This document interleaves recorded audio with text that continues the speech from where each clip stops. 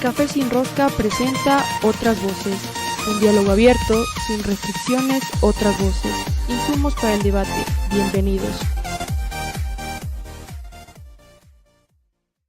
Continuamos en Café Sin Rosca y damos la bienvenida a nuestra siguiente invitada. Está con nosotros Carla Álvarez, experta en temas de seguridad, para conversar sobre lo que está pasando y la coyuntura que sucede en este momento en el país. Tenemos lo que habíamos comentado en el editorial hace pocos minutos. Todos los días vemos sicariatos, seguimos viendo extorsiones, seguimos viendo temas de secuestros y sin embargo, pues nos dijeron que con la salida de los militares a las calles esto podía mejorar y también usando más la fuerza. Pero esto da resultado, utilizar más fuerza en temas de seguridad. Estimada Carla, bienvenida a Hoja de Ruta. ¿Y cuál es su opinión sobre lo que está sucediendo en el país?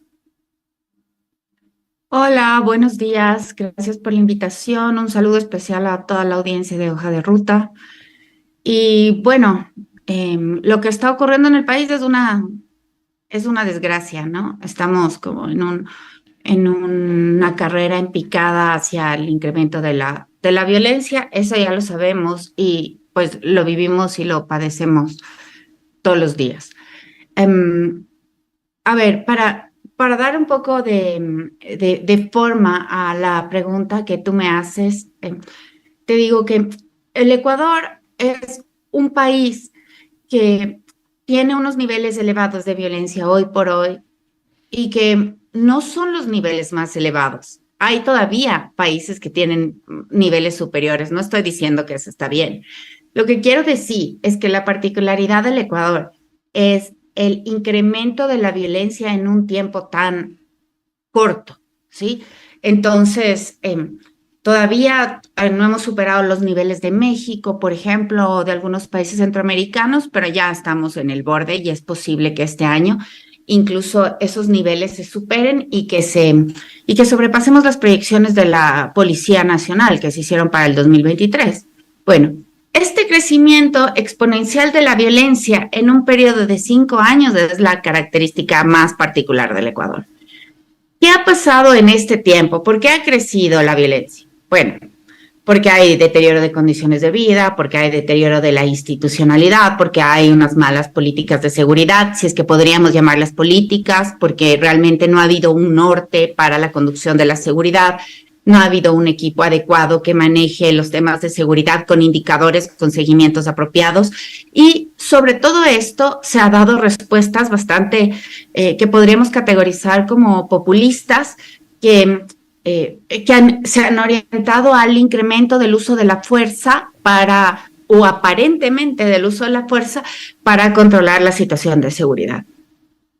Pero esta ha sido la tónica, ¿no? Una ausencia de políticas, debilidad institucional, falta de condiciones o deterioro de las condiciones de vida, más una retórica de mano fuerte. Ahora, ¿podría llamarse temas, o mejor dicho, rasgos populistas, el hecho de poner, por ejemplo, 2 héroes de guerra al frente de la seguridad? Porque eso nos vendieron. Totalmente.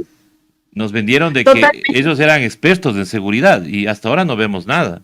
El uno ya se fue y el otro sigue ahí. Sí, definitivamente. ¿Por qué? Porque nos muestran que esta gente que supuestamente estuvo frente a una guerra, una guerra con otro país, ahora podrían hacer frente a una guerra con un enemigo interno. Eso era el mensaje un poco. Y ese enemigo interno era el terrorismo, un terrorismo que además estaba asociado con el narcotráfico. Pero lo que vemos es que esto es como una narrativa tóxica que no tiene principio ni fin y que cualquier examen exhaustivo sobre esta narrativa o este discurso oficial nos muestra que no se sostiene por sí mismo, no pasa ninguna prueba de lógica. Entonces, ¿qué es lo que pasa? Que en medio de todo esto, claro, el tema ha sido el uso de la mano dura. Pero definitivamente nosotros no hemos visto nada, ningún indicio de reducción de las condiciones de violencia con estas medidas que se han tomado. No estamos mejor, cada día estamos peor, cada fin de semana el conteo de muertos por actos de violencia, por distintas violencias, pues aumenta. Entonces, aquí es donde me quiero poner este ejemplo que me parece que es bastante ilustrativo. Y es el ejemplo de Esmeraldas, ¿vale? Porque, vamos a ver, las Naciones Unidas dicen que un promedio adecuado del número de policías por cada 1.000 habitantes es de 3, ¿vale? Esto es el estándar que dice Naciones Unidas, supongamos que ese es un estándar adecuado. En el Ecuador, hasta fines del 2022, habían 2.7 policías por cada 1.000 habitantes, lo cual es bastante bueno, estamos cumpliendo casi el estándar de Naciones Unidas. ¿Qué pasaba en Esmeraldas? Pues para cerrar el año, en Esmeraldas teníamos 8 efectivos entre militares y policías por cada 1.000 habitantes, ¿sí?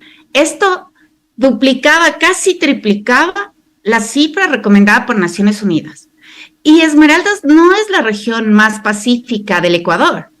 O sea, si el uso de la fuerza o el uso de militares y policías, el incremento de efectivos en una localidad trajeran paz, pues Esmeraldas sería el lugar más pacífico del Ecuador, pero no lo es. ¿Por qué? Efectivamente, porque la seguridad tiene una multidimensionalidad y no está relacionada solamente con la presencia de efectivos policiales y militares, está relacionada con los niveles los niveles de empleo, por las condiciones de vida, incluso por el acceso a servicios básicos como educación y salud.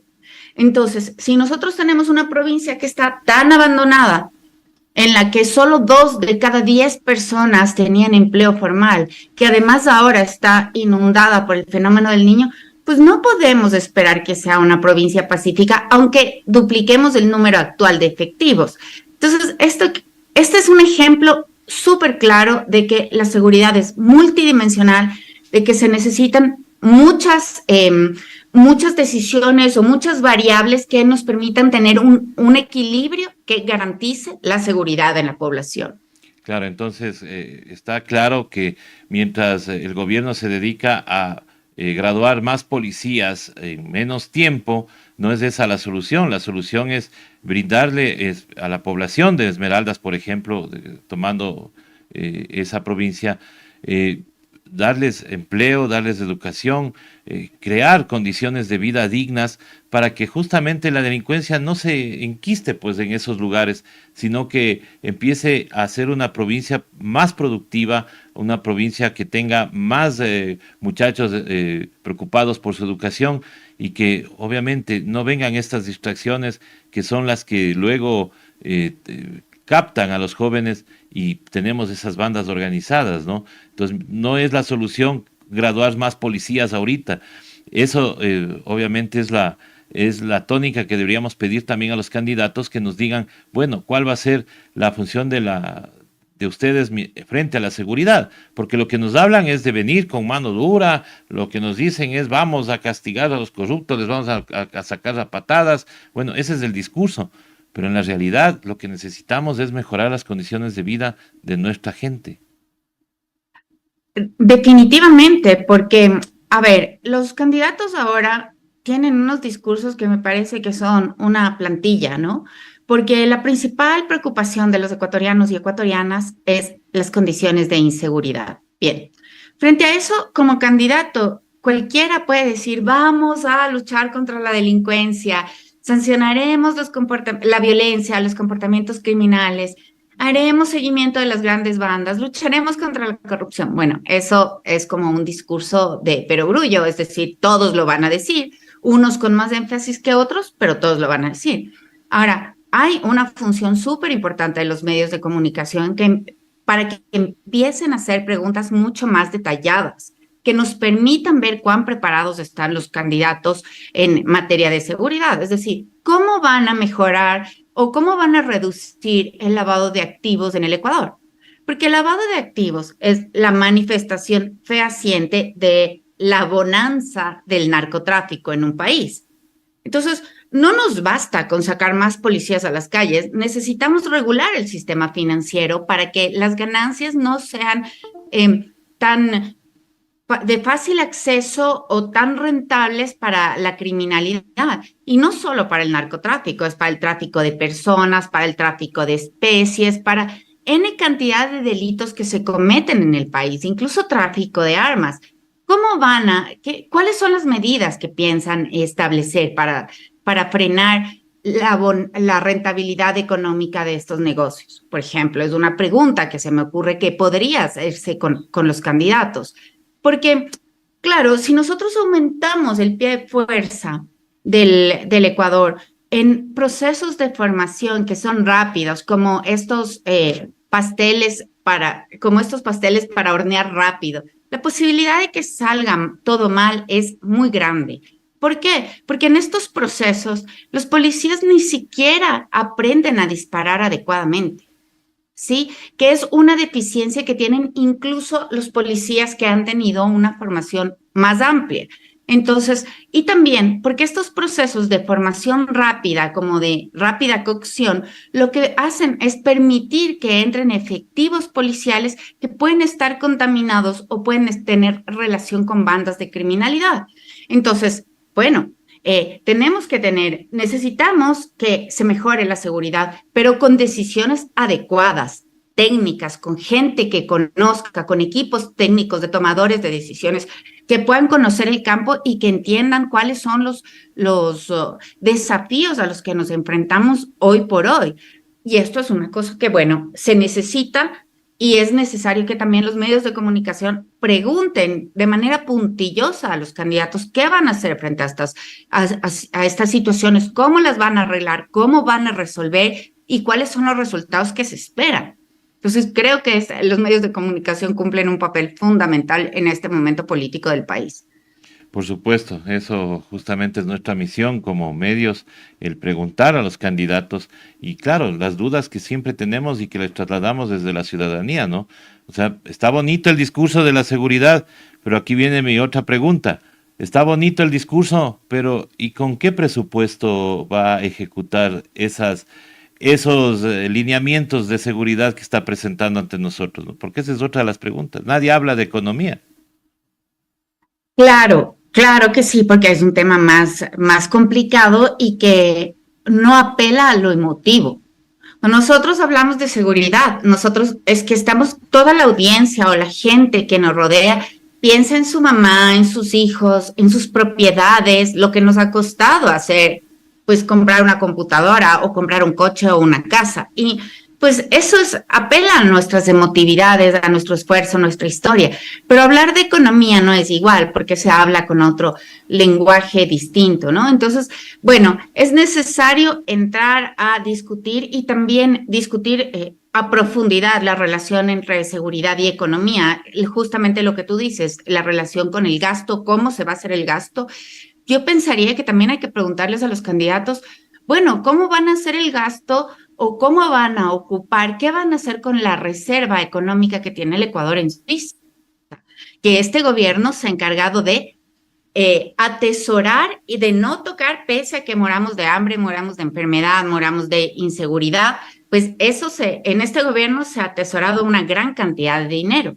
Desde mi punto de vista, que pues yo no soy política, pero pensaría que los recursos de esa reserva deberían ocuparse para mejorar las condiciones de seguridad del país, porque la seguridad está vinculada con el desarrollo. La seguridad va a permitir que produzcamos más, que produzcamos mejor, va a permitir que dejemos de invertir dinero en recursos que son innecesarios o pocos productivos, como la contratación de guardias, la compra de cámaras y de otros gadgets o dispositivos que nos garantizan seguridad. Entonces, reducir esos costos para mejorar las condiciones de vida y mejorar las condiciones pacíficas de convivencia de la sociedad es una gran inversión y hay una reserva grande de dinero. ¿Cómo la van a ocupar los candidatos? Es para mí una pregunta esencial dentro de este momento electoral. Totalmente. Queremos agradecerle a Carla Álvarez por haber estado con nosotros en esta mañana y brindarnos pues esta visión sobre temas de seguridad. Siempre bienvenida, estimada Carla, y agradeciéndole por haber estado con nosotros de manera telemática. Su mensaje final a la ciudadanía que nos escucha. Bueno, nada, que un poco hay que prepararnos o para este momento que va a ser de inestabilidad, es necesario que tomemos conciencia de cómo vamos a votar, que no podemos dar un voto poco reflexivo, hay que informarnos, hay que buscar informarnos de la mejor manera, accediendo a medios que son críticos, a medios que hacen preguntas contundentes y juiciosas a los candidatos. Creo que esta es una responsabilidad que tenemos porque es increíble, pero en términos de seguridad siempre podríamos estar peor. Para no terminar de vandalizar el país y para no pagar con nuestras vidas una mala decisión electoral, pues tenemos que pensar adecuadamente, informarnos y bueno, nada, Hoja de Ruta está haciendo su papel, así que este también es un medio adecuado para informarse. Nada, los saludo a todas y todos. Muchas gracias por la entrevista. Les envío un abrazo. Muchísimas gracias, agradecemos la presencia de Carla Álvarez en nuestro noticiero. Nosotros regresamos luego de este corte, ya está con nosotros Adrián Caiza con las noticias de la comunidad. Muy buenos días.